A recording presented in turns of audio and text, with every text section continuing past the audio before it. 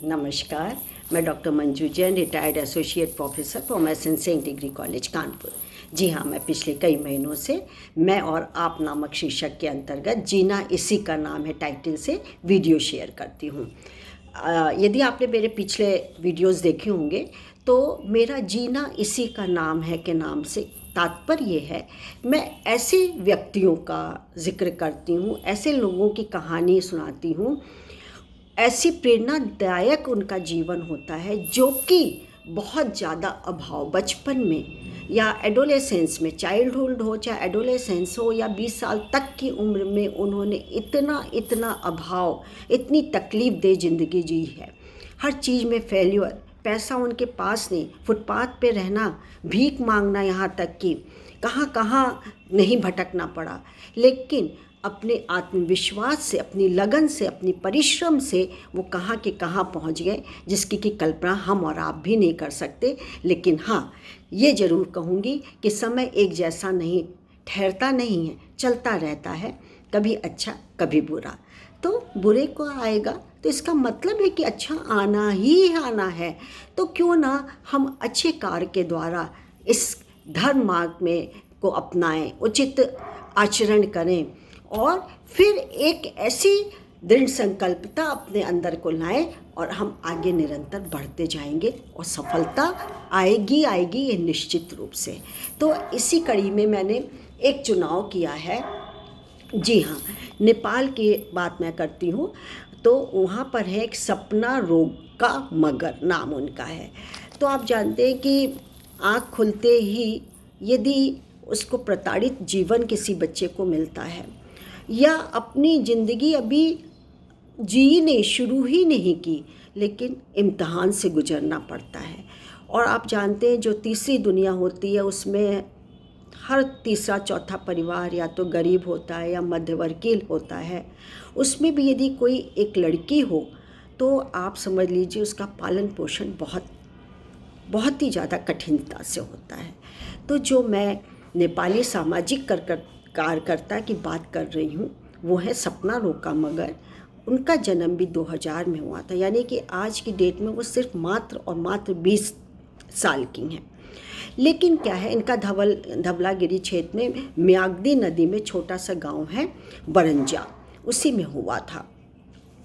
Class में अभावग्रस्त तो थी ही है, लेकिन क्या है कि उस अभावग्रस्तता में भी पिता और माता ने कभी रोका टोका नहीं किसी भी चीज़ के लिए।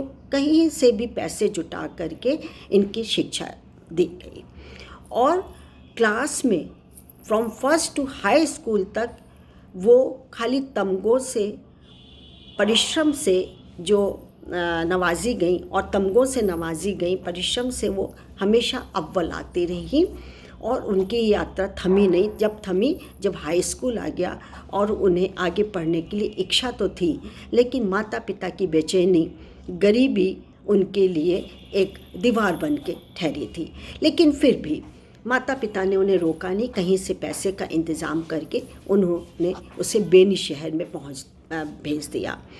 और ये आई थी गांव की पृष्ठभूमि से, निहायत गरीबी, अशिक्षा, अनपढ़ता, गरीबी और जिसको कहते हैं ना कि बहुत ही अंधविश्वासी परिवार, बहुत गंवाई बैकग्राउंड था उनका। और अब ये बेनी शहर में पहुंच गई तो वहाँ की चमक धमक से वो बहुत थोड़ा सा बहक गई और अब वो सोशल मीडिया में, मीडिया का जो कि था उनको चस्का लग गया था। और इसी मीडिया में एक बार उनको जो कि है फेसबुक पर एक लड़के से दोस्ती हुई और दोस्ती जो कि प्यार में बदल गई और इस कारण से उन्होंने किसी तरीके से उनके साथ रहती थी, करती थी और बेनी में न रह करके फिर उन्होंने वुटवॉल, जहाँ उनके प्रेमी रहा करते थे, वहाँ चली गई और वहाँ पर शादी कर ली, लेकिन माँ बाप को नहीं बताया। लेकिन ये शादी महज एक सपना था, एक कल्पना लोक में वो विचरण कर रही थी जो कि भरभरा करके नीचे गिर गया। उसे कभी सोचा ही नहीं था कि शहर की ज़िंदगी चकाचौंध वाली, तड़क भड़क वाली, इतनी अंदर से खोखली है। यहाँ के लोग इतने धोखेबाज, इतने मतलबी हैं और जब घर छोड़ा था और गरीबी और जब पढ़ नहीं पाई थी तब इतना नहीं रोई थी, जबकि अब इतना ज़्यादा वो रोई। खैर अब क्या करती, वो वुडवॉल में थी तो थी ही, वुडवॉल में तो रहती थी। किसी तरीके से इन्होंने वो घर छोड़ा, प्रेमी उनको छोड़ गया था, धोखा दे गया था, और किसी तरीके से वो घर से निकली, लेकिन बहुत कम पैसे थे और 2-3 दिन तो उन्होंने सोचा कि अब सड़क पे या मुझको फुटपाथ पे रहना पड़ेगा, और रहीं भी। और धीरे धीरे उनके पास पैसे की भी कमी और किल्लत होने लगी थी। हाँ, लेकिन किसी तरीके से ये अपना गुजारा करती थी, लेकिन कैसे? भीख मांग करके। कोई उन्हें अपने पास रखने को या सहानुभूति से बोलने तक के लिए तैयार नहीं था, और ये बहुत ज़्यादा परेशान हो गई थी मानसिक रूप से। लेकिन अपने माता पिता के शर्मिंदगी के कारण उन्होंने उनके पास जाना उचित नहीं समझा कि गांव वाले क्या कहेंगे, और गांव वाले मुझसे ज़्यादा मेरे माता पिता को प्रताड़ित करेंगे, ताना कसेंगे, इसलिए उनकी हिम्मत जवाब दे गई। लेकिन पास में जब पैसे ख़त्म होने लगे तो बहुत हिम्मत करके उन्होंने अपने जीजाजी को फ़ोन किया, और जीजाजी ने सारा किस्सा सुना और उन्होंने कहा कि तुम फ़ौरन बेनी चले आओ, वुडफॉल से फ़ौरन बेनी चली आओ।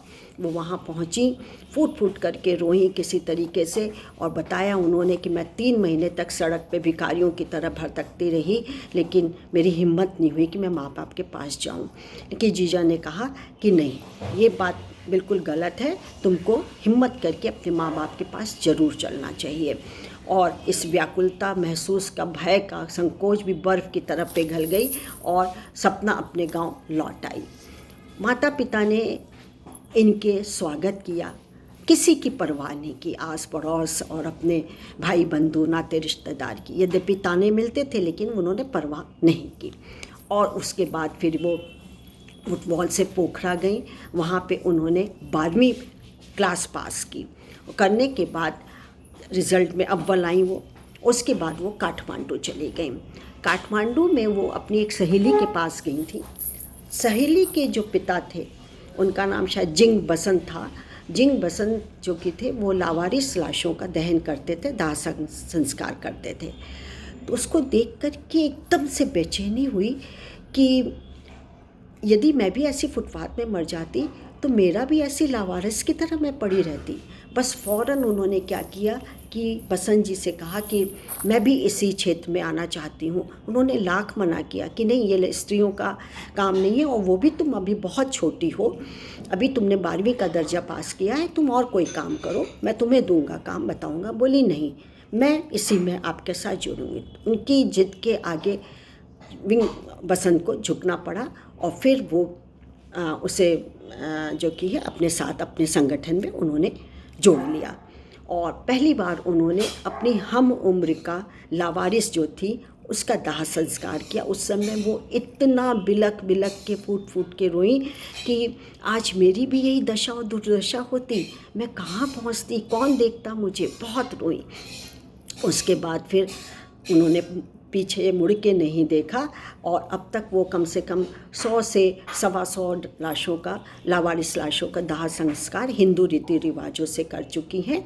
और यहाँ तक कि जब कोविड-19 का संक्रामकता बिल्कुल विकट अपनी चरम स्थिति पर भी थी, तब भी उन्होंने पैर नहीं डगमगाए, ना ही पीछे हटे। उन्होंने उसी मुस्तैदी से हिंदू रीति रिवाजों का, लोगों का दाह संस्कार किया, जैसे भी होता था वो किया। और अब क्या गांव, क्या जिला, क्या छोड़िए, बिल्कुल छोड़ दीजिए, पूरा नेपाल उन पर गर्व करता है, उनके उदाहरण देता है, उनकी चर्चा करता है। तो आप बताइए कि इतनी गमज़दा होने के बाद भी, इतनी अभावों से, इतनी ज़्यादा परेशानियों से, तकलीफ़ों से गुज़रने के बाद मात्र 20 साल की एक अबोध लड़की कहाँ से कहाँ पहुँच गई है। तो यदि कोई चीज़ निश्चित कर लें, ठान लें और एक दृढ़ संकल्प लेके विश्वास के साथ आगे बढ़ा जाए, तो कोई शक्ति हमको पीछे नहीं ढकेल सकती, आगे ही बढ़ती रहेगी। तो कैसा लगा? उम्मीद है अच्छा लगा होगा। अच्छा लगा हो तो आगे बढ़ाइएगा, लाइक और शेयर करिएगा। तब तक के लिए मुझे आज्ञा दीजिए। नमस्कार, थैंक यू।